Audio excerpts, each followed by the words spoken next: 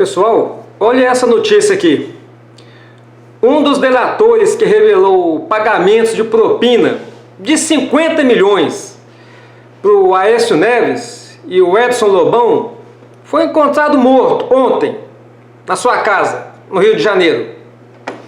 O ex-presidente da Odebrecht, Henrique Valadares, então, na época, algum tempo atrás, eu vou mostrar para vocês o vídeo, aliás, no final da minha fala, delatou o Aécio aí, o Edson Lobão, membros da CUT e lideranças indígenas. Segundo a sua delação aí, 50 milhões foram pagos a Aécio e estavam depositados em contas do exterior.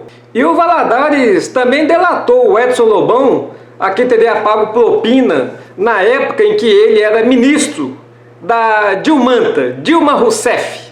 Então, como eu já falei aí, o Henrique Valadares, ex-vice-presidente da Odebrecht, era um dos 78 delatores da empreiteira na Lava Jato.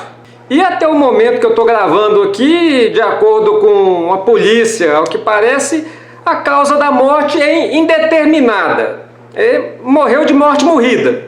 E voltando aí então ao tucano Aécio Neves, o Valadares, como disse, fez aí, de acordo com ele, depósito em contas do exterior ligadas ao político, no total aí de 50 milhões de reais, e ele afirmou ainda ter recebido cobrança de dinheiro do Aécio e do Edson Lobão, então ministro de Minas e Energia da Dilma, no momento em que a Odebrecht queria facilidades na área de energia. Então, rolou um cascalhozinho ali.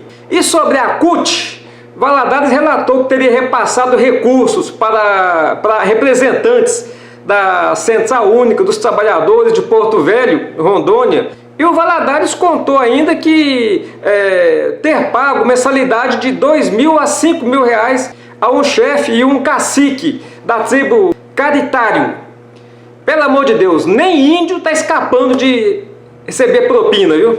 Mas ligado a esse caso aí ainda, envolvendo o nome do Henrique, o Aécio Neves responde na justiça por corrupção passiva e obstrução da justiça, no caso em que ele teria pedido 2 milhões para o Joesley Batista, da JBS, em março de 2017, e o Joesley gravou o Aécio solicitando o valor que seria usado para pagar a sua defesa na Lava Jato.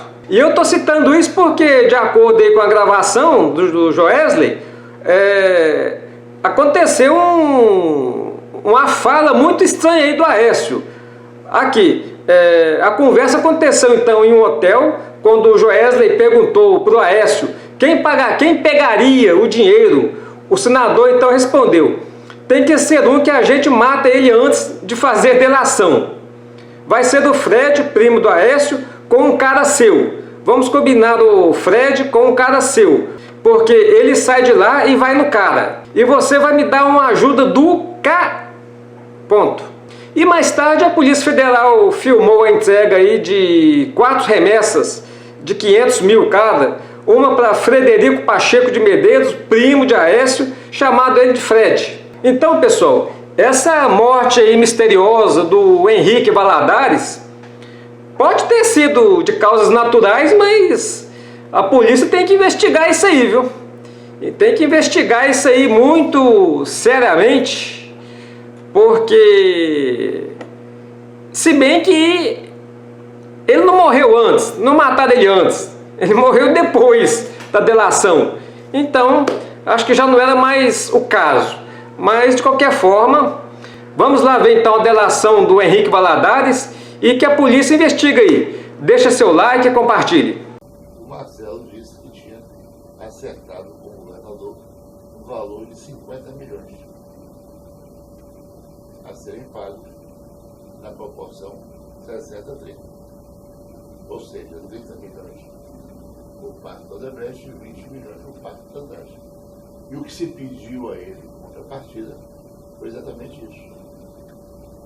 Que ele, na condição de governador, de estado importante, na condição de país expoente do PMDB, na condição de prosseguir então como sócio e defender também o interesse da empresa estatal, do Estado dele, interesse geral, porque ela tinha o direito de exercer, ela tinha na realidade uma opção para exercer o direito de entrar, caso avaliasse, julgasse interessante, como de fato aconteceu. Está até hoje. Não pense que é fácil lidar com o CEMIG, não. É complicado.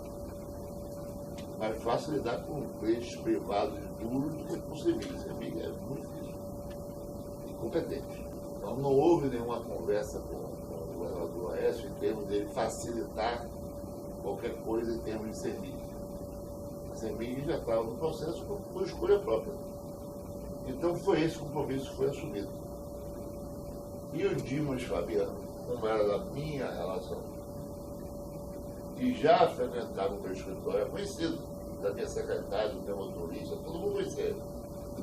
Ele não tinha o que fazer, ele visitava os amigos, ele me visitava. E então ele me procurou e trouxe já um cronograma de 30 milhões.